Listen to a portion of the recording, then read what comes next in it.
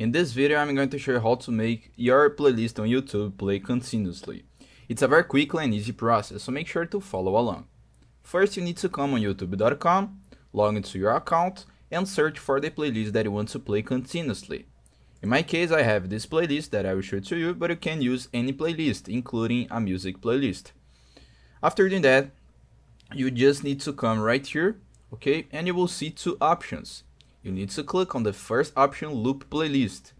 Then, when the playlist comes on the end, we'll play again on the first video.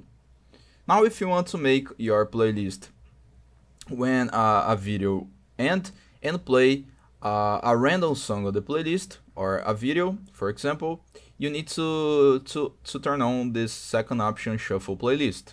Then, when the second video ends, for example, we'll play a random video. If you turn off, we'll play the third video when the second video ends. I hope I helped you on how to make your playlist on YouTube play continuously. So if this video helped you in any way, hit the like button and subscribe to our channel to receive useful tips.